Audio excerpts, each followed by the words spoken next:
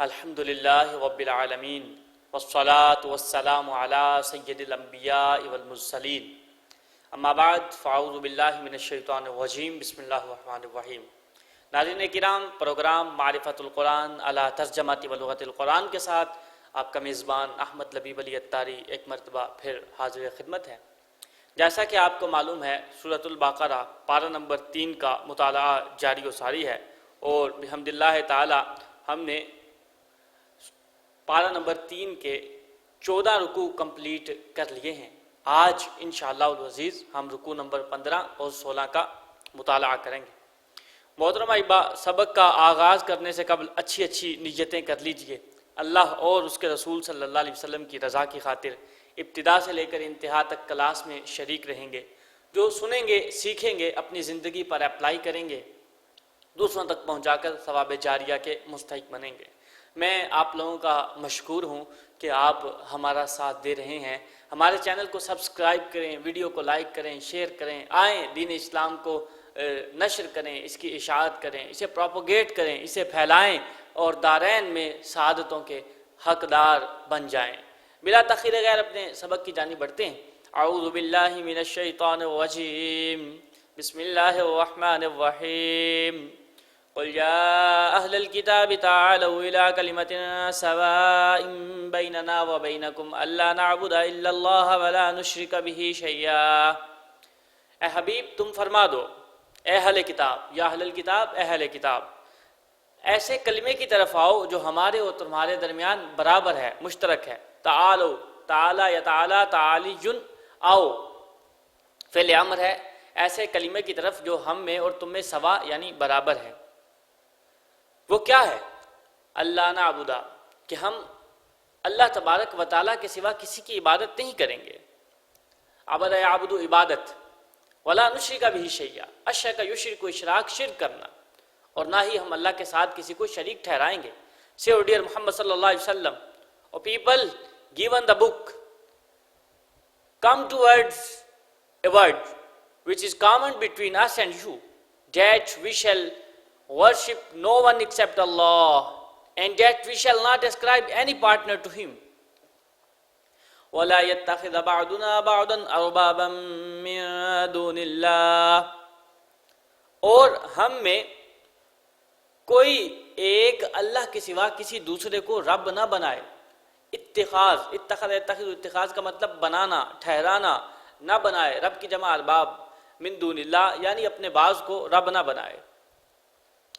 And that none of us shall take one another as lords besides Allah.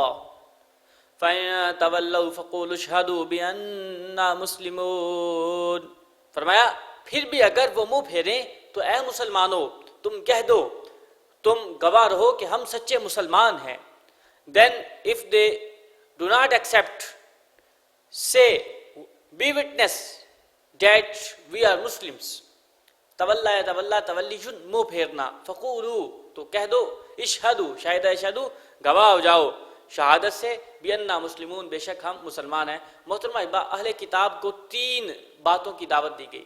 Number 1 کہ اس بات پر متفق ہو جائیں کہ اللہ کے سوا کسی کی عبادت نہیں کریں گے۔ نمبر 2 شرک نہیں کریں گے، جیسے جناب عزیر کو یہودی اللہ کا بیٹا نہیں کہیں گے اور عیسائی جناب عیسیٰ کو اللہ کا بیٹا نہیں کہیں گے۔ یقیناً پہلی بات دوسری بات اور پہلی بات مترادف ہیں، ملتی جلتی ہیں۔ تیسری بات یہ کہ ہم میں سے کوئی کسی کو اپنا رب نہ بنائے۔ محترم احبا، یہود اور نصارہ نے کیا کیا؟ اپنے علماء اور پادریوں کو اپنا رب بنا لیا۔ جی ہاں، وہ ان سے پیسے لیتے اور ان کی مرضی کے مطابق احکامات دے دیتے اور وہ ان کی نظر میں جنت اور جہنم کے مالک بنے ہوئے تھے۔ تو فرمایا ایسا مت کہو، فَإِن تَوَلَّوْا، اگر وہ پھر جائیں، اگر وہ اس بات کی طرف نہ آئیں تو ان سے کہہ دو، گواہ رہو، بِأَنَّا مُسْلِمُونَ، بے شک ہم تو مسلمان ہیں۔ ارشاد فرمایا، یا اہل الکتاب لم تحاجون فی ابراہیم، اے اہل کتاب تم ابراہیم کے بارے میں کیوں جھگڑتے ہو؟ لما استفہامیہ ہے، تو حاجون، حاجہ یحاجو، محاجہ، جھگڑنا، فی ابراہیم، اور people given the book, why do you argue about Ibrahim?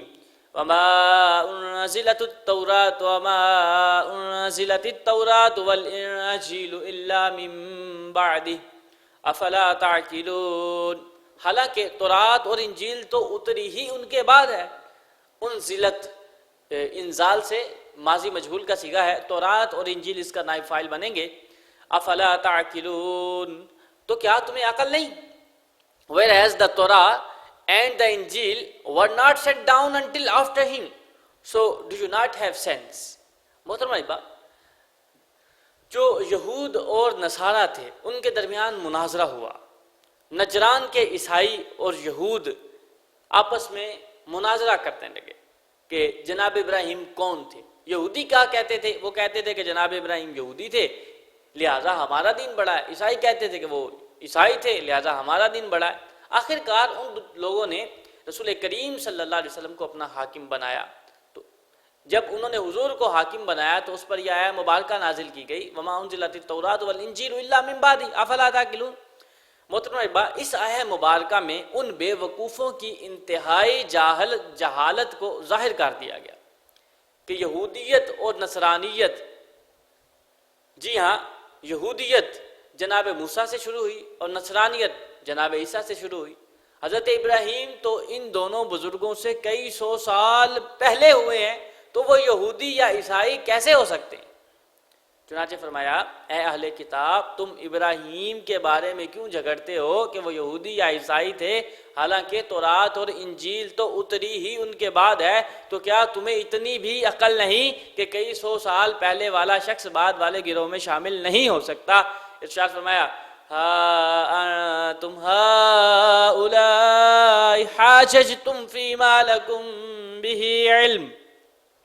سن لو، تم وہی لوگ ہو جو پہلے اس معاملے میں جھگڑتے تھے جس کا تمہیں علم تھا.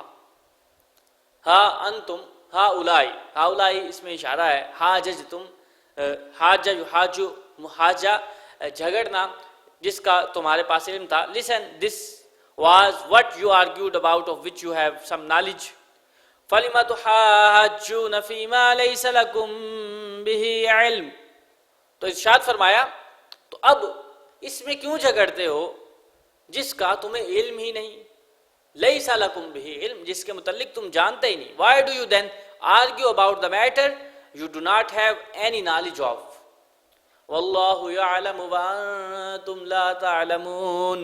اور اللہ جانتا ہے اور تم نہیں جانتے. And Allah knows whereas you do not know. ارشاد فرمایا، ما كان إبراهيم يهوديا ولا نصرانيا ولكن كان حنيفا مسلما.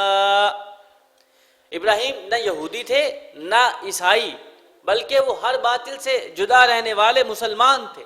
محترم بھائی، یہودی کس کو کہتے ہیں؟ جو جناب موسیٰ کے دین کا پیروکار ہو. عیسائی نصرانی کسے کہتے ہیں؟ جو جناب عیسیٰ کے دین کا پیروکار ہو. حنیف حنف سے ہے جو ہر باطل سے جدا تھے. حنف مصدر سے، حنیف صفت مشبہ کا صیغہ ہے، اور وہ مسلم تھے. Ibrahim was neither a Jew nor a Christian, but he was a Muslim, free from all falsehood. وَمَا كَانَ مِنَ الْمُشْرِكِينَ, was not of the polytheists, وہ مشرک نہیں تھے. محترم بھائی، آیہ مبارکہ کا خلاصہ یہ ہے کہ یہ تم ہی ہو کہ تمہاری کتابوں میں میرے حبیب نبی آخر الزماں کے ظہور اور ان کی نعت اور صفات کا بیان موجود ہے. اس کے باوجود تم میرے حبیب پر ایمان نہ لائے، تم نے اس میں جھگڑا کیا. تو جب وہ باتیں جن کا تمہیں علم ہے تم ان میں جھگڑا کرتے ہو، تو ان باتوں میں کیوں جھگڑتے ہو جن کا تمہیں علم ہی نہیں کہ ابراہیم یہودی تھے یا نصرانی تھے، حالانکہ تمہیں تو اس بات کا علم ہے ہی نہیں. اور حقیقت حال تو یہ ہے کہ کسی یہودی یا نصرانی یا مشرک کا اپنے آپ کو جناب ابراہیم کی طرف منسوب کرنا یا ان کا پیروکار کہنا، ان کا مقتدی کہنا درست نہیں، کیونکہ نہ تو جناب ابراہیم یہودی تھے نہ عیسائی تھے. وہ ہر مشرک سے اور باطل سے جدا تھے. وہ خالصتاً اللہ کے فرما بردار اور مسلمان بندے تھے. ارشاد فرمایا، ان اولی الناس بابراہیم للذین اتبعوہ للذین اتبعوہ، بے شک سب لوگوں سے زیادہ ابراہیم کے حقدار وہ ہیں جو ان کی اتباع کرنے والے ہیں. Undoubtedly among all mankind who have the best claim to Ibrahim are those who followed him. اولا اس میں تفضیل کا صیغہ ہے، سب سے قریب جناب ابراہیم کے وہ ہیں جنہوں نے ان کے دور میں ان کی شریعت کو فالو کیا، اتباع. وَهَذَا النَّبِيُّ وَالَّذِينَ آمَنُوا وَاللَّهُ وَلِيُّ الْمُؤْمِنِينَ، اور یہ نبی اور ایمان والے اور اللہ ایمان والوں کا مددگار ہے. حاضر نبی یعنی ہمارے آقا محمد مصطفیٰ صلی اللہ علیہ وسلم اور حضور کے متبعین، حضور کے پیروکار رسول کریم صلی اللہ علیہ وسلم کی امت جناب ابراہیم کی ان کے فالوورز کے بعد اور حضور صلی اللہ علیہ وسلم کے بعد سب سے زیادہ قریب یہ ہیں. والذین آمنوا واللہ ولی المؤمنین، اور اللہ تعالیٰ مؤمنین کا مددگار ہے. And this prophet and the believers and Allah is the guardian of the believers. تو محترم احباب، اس آیہ مبارکہ میں ان کا رد کر دیا گیا کہ ابراہیم کے حقدار کون ہیں، وہ نہیں جو یہودی ہیں یا عیسائی ہیں یا مشرک ہیں، آپ ان سب سے جدا ہیں. آپ کے قریب وہی ہے جس نے آپ کے دور میں آپ کی شریعت کو فالو کیا، پھر رسول کریم صلی اللہ علیہ وسلم اور پھر آقا صلی اللہ علیہ وسلم کے امتی. فرمایا وَدَّتْ طَائِفَةٌ مِّنْ أَهْلِ الْكِتَابِ لَوْ يُضِلُّونَكُمْ، کتابیوں کا ایک گروہ دل سے چاہتا ہے کہ کسی طرح تمہیں گمراہ کر دے. ودّ یودّ، ودن بھی مصدر آتا ہے اور مودتن بھی مصدر آتا ہے. طائفہ اس کا فاعل بنے گا، گروہ کو کہتے ہیں. ادل یدل، ادلال کا مطلب گمراہ کر دینا. A group among the people given the book desire that if only they could lead you astray. وَمَا يُضِلُّونَ إِلَّا أَنفُسَهُمْ وَمَا يَشْعُرُونَ، اور وہ صرف خود کو گمراہ کر رہے ہیں اور انہیں شعور نہیں. ادل یدل ادلال گمراہ کرنا، شعر یشعر شعور. And they only make themselves astray and they do not have sense. محترم احباب، یہ مبارکہ معاذ بن جبل، حضرت حذیفہ بن یمان اور عمار بن یاسر کے حق میں نازل ہوئی، جن کو یہودی اپنے دین میں داخل کرنے کی ہر وقت کوشش کرتے رہتے اور یہودیت کی دعوت دیتے تھے. بتایا گیا کہ ان کی یہ ہوس خام ہے، وہ ان کو گمراہ نہ کر سکیں گے. محترم احباب، اس میں صحابہ کرام علیہم الرضوان کی عظمت کا بیان بھی پتہ چلتا ہے کہ اللہ تعالیٰ ان سے راضی ہوا، وہ اللہ سے راضی ہو گئے اور وہی کامیاب ہیں، دارین میں کامیاب ہیں. اللہ تعالیٰ ہمیں رسول کریم صلی اللہ علیہ وسلم، آپ کے اہل بیت اور آپ کے صحابہ اور آپ کے غلاموں اور آپ کے عاشقین کی محبت عطا فرمائے. ارشاد فرمایا یا اہل الکتاب لم تکفرون بآیات اللہ وانتم تشہدون، اے کتابیو اللہ کی آیات کے ساتھ کیوں کفر کرتے ہو؟ لم تکفرون، کفر یکفر کفر کرنا، وانتم تشہدون شاہد اشہدو اور تم گواہ. اور people given the book, why do you disbelieve in the signs of Allah whereas you yourselves are witnesses. یا اہل الکتاب لم تلبسون الحق بالباطل وتکتمون الحق، اے کتابیو حق کو باطل کے ساتھ کیوں ملاتے ہو اور حق کو کیوں چھپاتے ہو؟ اور people given the books, why do you mix the truth with falsehood and conceal the truth. لبس یلبس، لبس کا مطلب ملانا، حق کو باطل کے ساتھ، کاتما یکتم چھپانا. وَأَنْتُمْ تَعْلَمُونَ، حالانکہ تم جانتے ہو کہ یہ حق ہے. whereas you know. محترم احباب، ان دو آیات میں فرمایا گیا کہ اہل کتاب تم اللہ کی آیتوں کے ساتھ کیوں کفر کرتے ہو، حالانکہ تم خود اپنی کتاب تورات اور انجیل میں پڑھ چکے کہ قرآن اور محمد حق ہیں اور تمہاری کتابیں ان کے حق ہونے پر گواہ ہیں، اور تم جانتے ہو کہ وہ نبی برحق ہیں، ان کا دین سچا ہے. فرمایا اے کتابیوں اپنی کتابوں میں تحریف اور تبدیل کر کے حق کو باطل کے ساتھ کیوں ملاتے ہو، ذاتی مفادات کے لیے حق کیوں چھپاتے ہو، حالانکہ تم جانتے ہو یہ نبی حق پر ہیں اور تم غلط ہو اور باطل پر ہو. محترم احباب، اللہ تعالیٰ نے فضل فرمایا، اس کی توفیق ہمارے ساتھ تھی، اور بھی الحمدللہ تعالیٰ ہمارے 15 رکوع 15 سیکشنز کمپلیٹ ہوئے ہیں اور رکوع نمبر 16 کا آغاز ہوتا ہے. ارشاد فرمایا وقالت طائفۃ من اہل الکتاب آمنوا، اور کتابیوں کے گروہ نے کہا جو ایمان والوں پر نازل ہوا ہے صبح کو اس پر ایمان لاؤ. And a group among the people given the book said, believe in what has been sent down to the believers in the morning. قال یقول قول طائفہ فاعل ہے، آمنو ایمان سے امر کا صیغہ ہے. بالذی انزل علی الذین آمنوا وجہ النہار واکفروا آخرہ لعلہم یرجعون. صبح کو اس پر ایمان لاؤ اور شام کو انکار کر دو، ہو سکتا ہے کہ اس طرح مسلمان بھی اسلام سے پھر جائیں. And denied by evening, perhaps they the Muslims may turn back, may disbelieve. وَكْفُرُوا کفر یکفروا کفر کرنا، انکار کرنا، آخرہ لعلہم یرجعون شاید مسلمان پھر جائیں. محترم احبا، یہودی اسلام کی مخالفت میں دن رات سازشیں کرتے تھے، کرتے ہیں، کرتے رہیں گے. خیبر کے 12 یہودی علماء نے آپس میں ایک مشورہ کیا اور ایک سازش کی. کیا تھی؟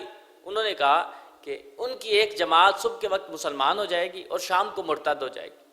لوگوں سے کیا کہیں گے کہ ہم اپنی کتابوں میں جو پڑھتے تھے، جب ہم نے انہیں دیکھا تو ثابت ہوا کہ نعوذ باللہ محمد وہ نبی نہیں ہے جن کا ذکر ہماری کتابوں میں ہے، جن کی خبر ہماری کتابوں میں ہے، تاکہ اس حرکت سے مسلمانوں کو اپنے دین میں شبہ پیدا ہو، ان کے دل میں وسوسہ داخل کریں اور مسلمان یوں اپنے دین سے پھر جائیں.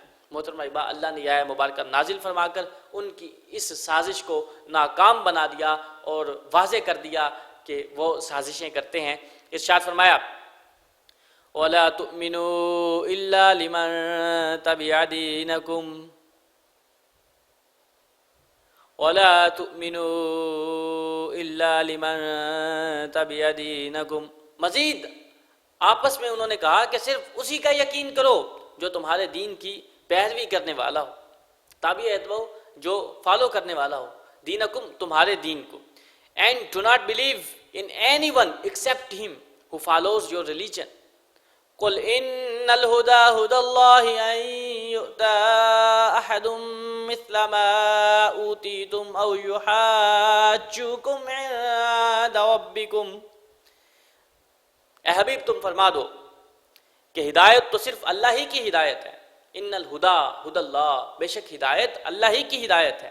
ان یؤتى احد مثل ما اوتیتم، فرمایا یہ سازشی آپس میں کہتے ہیں کہ اس کا بھی یقین نہ کرو کہ کسی اور کو بھی ویسا مل سکتا ہے جو تمہیں دیا گیا، یا کوئی تمہارے رب کے پاس تمہارے اوپر غالب آ سکتا ہے. او یحاجوکم، حاج یحاج محاجات، اور اسی طرح اوتی تم آتا یوتی ایتا جو تمہیں دیا گیا ہے. ان یؤتا احد، احد اس کا نائب فاعل بنے گا. So dear Muhammad sallallahu alaihi wasallam, only Allah's guidance is the true guidance. So why not believe in it if someone has been given similar to what was given to you? If someone may be able to evidence it against you before your Lord, say, قُلْ إِنَّ الْفَضْلَ بِيَدِ اللَّهِ يُؤْتِيهِ مَن يَشَاءُ وَاللَّهُ وَاسِعٌ عَلِيمٌ. حبیب تم فرما دو کہ فضل تو یقیناً اللہ ہی کے ہاتھ میں ہے. فضل بید اللہ، اللہ کے ہاتھ میں ہے. یؤتیہ من یشاء، آتا یؤتی عطا، دینا وہ جسے چاہتا ہے اپنا فضل دیتا ہے. واللہ واسع علیم، اللہ وسعت والا ہے، علم والا ہے. Undoubtedly the munificence lies only in Allah's hand. He may bestow upon whomever he wills, and Allah is most capable, all knowing. يختص برحمته من يشاء، وہ اپنی رحمت کے ساتھ جسے چاہتا ہے خاص فرما لیتا ہے. اختص یختص، اختصاص خاص کر لینا. He chooses by his mercy whomever he wills. واللہ ذو الفضل العظیم، اور اللہ بڑے فضل والا ہے. And Allah is the owner of great munificence. ذو والا، فضل، فضل عظیم موصوف صفت ہے، بڑے فضل والا. محترم بھائی، فرمایا یہودی ایک تو آپس میں کیا کرتے ہیں، سازش کرتے رہتے ہیں، اور دوسرا وہ کیا کہتے ہیں کہ صرف اسی کا یقین کرو جو تمہارے دین کی پیروی کرنے والا ہو. اور اس بات پر ہرگز یقین نہ کرو کہ کسی اور کو بھی ہدایت یا دین، کتاب، حکمت، شرافت یا فضیلت مل سکتی ہے جو تمہیں دی گئی ہے۔ محترم احباب، یہودی کیوں کہتے تھے؟ ان کا مقصد فقط یہ تھا کہ نبوت صرف بنی اسرائیل کو ملی ہے اور ان کے سوا کسی قبیلے کو نہیں ملی۔ چونکہ آقا صلی اللہ علیہ وسلم بنی اسرائیل سے نہیں تھے، آقا بنی اسماعیل میں سے ہیں، لہذا نعوذ باللہ یہ نبی نہیں ہے۔ محترم احباب، یہودی اس بہانے سے لوگوں کو اسلام سے روکنا چاہتے تھے۔ یوں ہی ان کے علماء کیا کہتے تھے؟ کہتے کہ تم زبان سے اسلام کو سچ مان لو، حق مان لو، مگر دل سے نہیں ماننا، نعوذ باللہ من ذالک۔ محترم احباب، یہودیوں کے یہ دعوے سراسر جھوٹے تھے کہ نبوت ان کے علاوہ کسی اور کو نہیں مل سکتی، کیونکہ کسی آسمانی کتاب میں یہ بات مذکور ہی نہیں۔ اللہ نے فرمایا اے حبیب تم فرما دو فضل تو یقیناً اللہ ہی کے ہاتھ میں ہے، وہ جسے چاہتا ہے اسے دیتا ہے، اور وہ جسے چاہتا ہے نبوت عطا فرماتا ہے۔ جس چیز میں اللہ نے قید نہ لگائی تم لگانے والے کون ہوتے ہو؟ محترم احباب، اللہ فرماتا ہے نبوت میرا فضل ہے، جسے چاہوں عطا کروں، میں نے اس کے لیے بنی اسرائیل کو خاص نہیں کیا۔ پتہ چلا نبوت اعمال سے نہیں ملتی، یہ فقط اللہ کے فضل سے ملتی ہے۔ اللہ تعالیٰ فرماتا ہے وہ اپنی نبوت اور رسالت کے ساتھ جسے چاہے خاص کرے۔ نبوت جس کو ملتی ہے اللہ کے فضل سے ملتی ہے، اس میں ذاتی استحقاق کا کوئی دخل نہیں۔ ارشاد فرمایا وَمِنْ أَهْلِ الْكِتَابِ مَنْ إِن تَأْمَنْهُ بِقِنطَارٍ يُؤَدِّهِ إِلَيْكَ، اور اہل کتاب میں کوئی تو وہ ہے کہ اگر تم اس کے پاس ایک ڈھیر بھی امانت رکھ دو تو وہ تمہیں پورا پورا ادا کر دے گا۔ And among the people given the book is one who, if you trust him with a heap of treasure, will return it to you. آمین یا منو، امانہ کا مطلب امانت رکھوانا، کنتار ڈھیر کو کہتے ہیں، ادا یودی تادیہ، وہ تمہیں لوٹا دے گا۔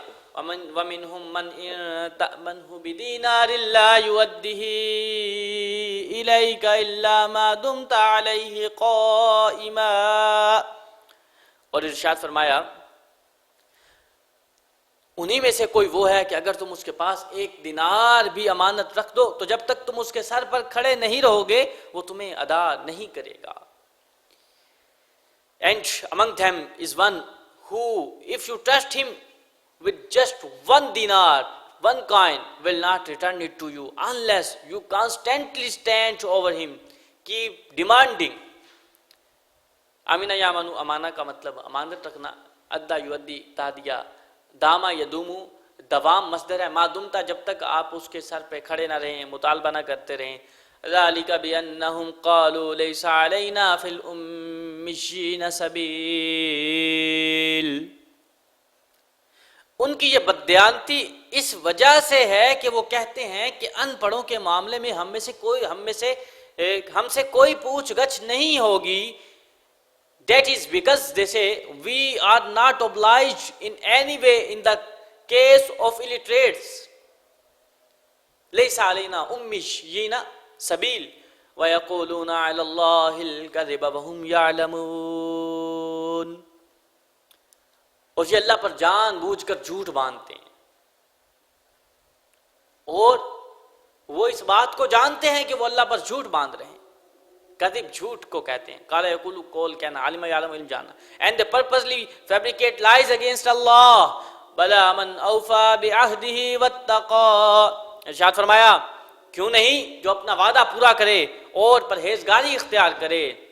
Yes, why not whoever fulfilled his pledge and practiced piety، اتقى یتقی اتقا، فإن اللہ يحب المتقین، تو بے شک اللہ پرہیزگاروں سے محبت فرماتا ہے، and indeed Allah loves the pious۔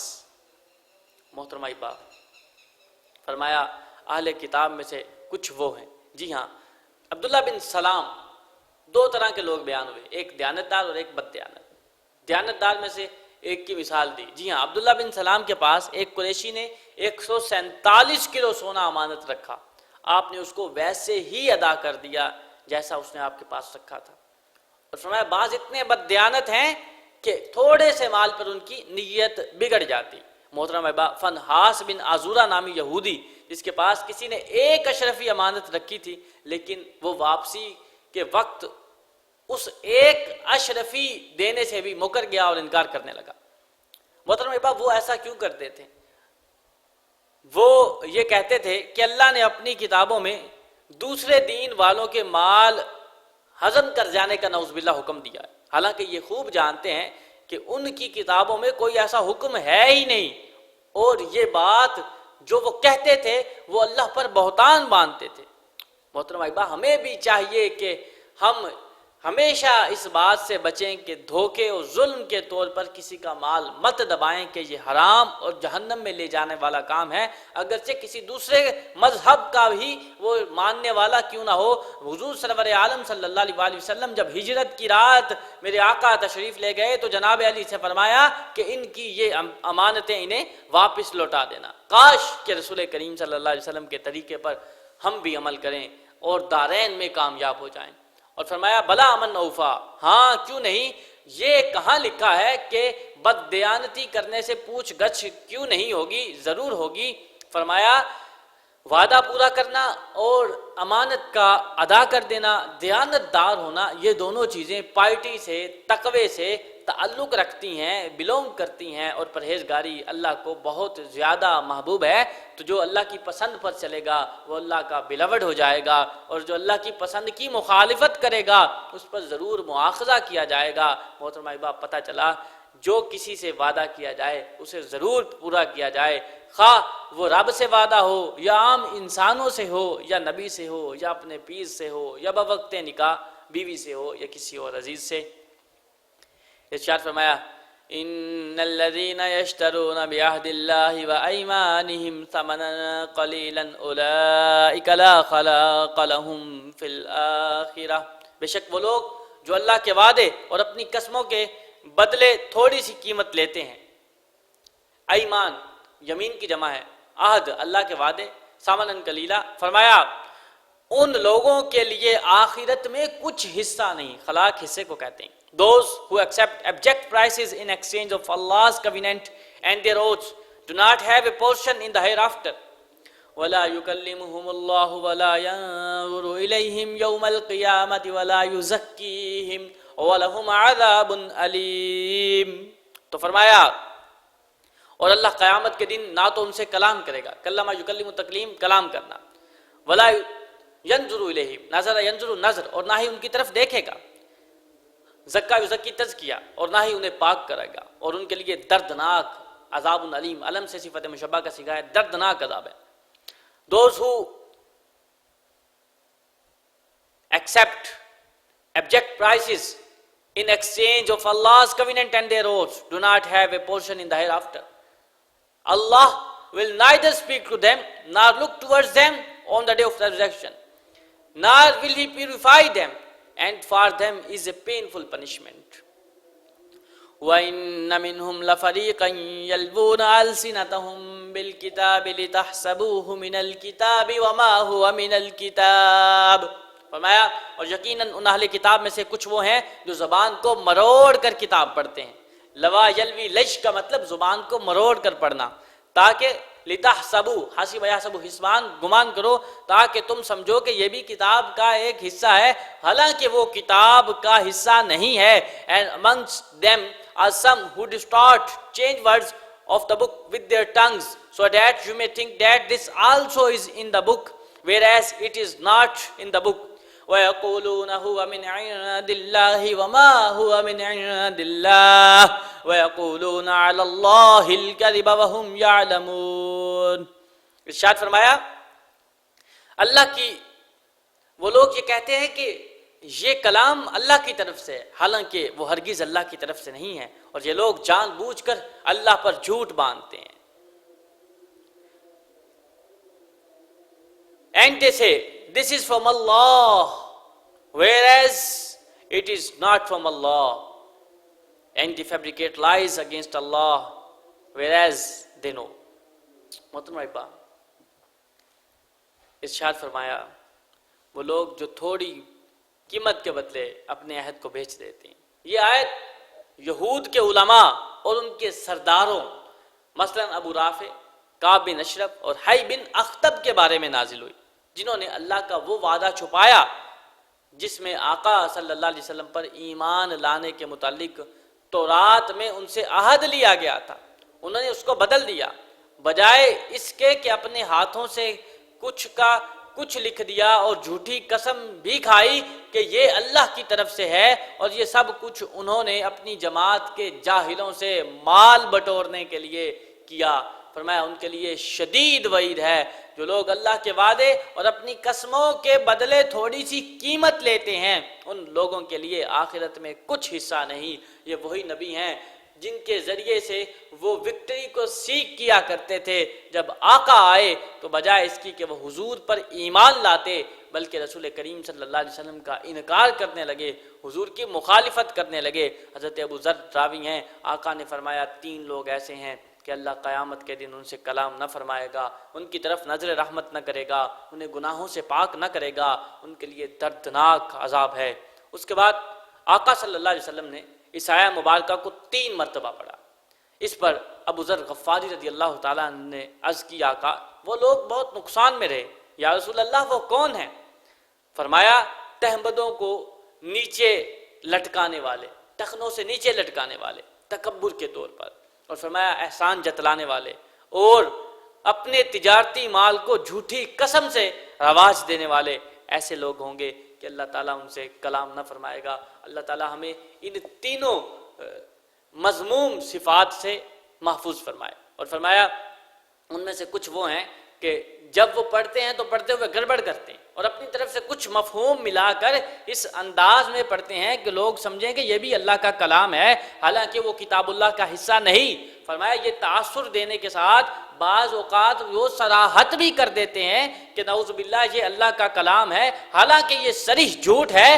آج کل بھی محترم احباب آپ کو ایسے لوگ دیکھنے میں ملیں گے، کوئی کمی نہیں، جو توحید کی آیتیں پڑھ کر انبیاء اور اولیاء کی شان کا انکار کریں گے اور یہ تاثر دیتے ہوئے دکھائی دیں گے کہ یہ شان انبیاء کا انکار بھی قرآن میں سے ہے، حالانکہ یہ صریح جھوٹ ہے، باطل ہے، بہتان ہے۔ جو ہی بہت سے لوگ سود اور پردے اور اسلامی سزاؤں اور دیگر کئی چیزوں کے بارے میں کلام کرتے ہیں اور وہ بھی قرآن پڑھتے ہیں، اور درمیان میں اصل اسلامی احکام جو ہیں، اصل اسلامی احکام ان کو بدل دیتے ہیں اور اپنی بات میں قرآن کو اس انداز سے شامل کرتے ہیں کہ سننے والا سمجھے کہ شاید یہ بھی قرآن ہی میں ہے، حالانکہ یہ واضح طور پر دھوکہ اور فریب ہے۔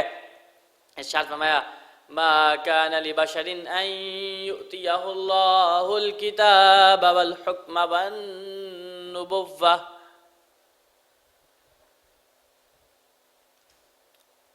کسی آدمی کو یہ حق حاصل نہیں کہ اللہ اسے کتاب اور حکمت اور نبوت عطا کرے۔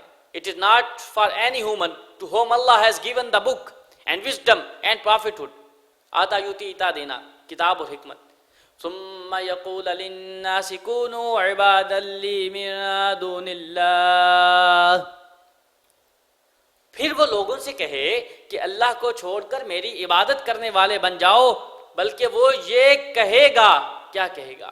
That he should afterwards say to the people, leave the worship of Allah and be my worshippers.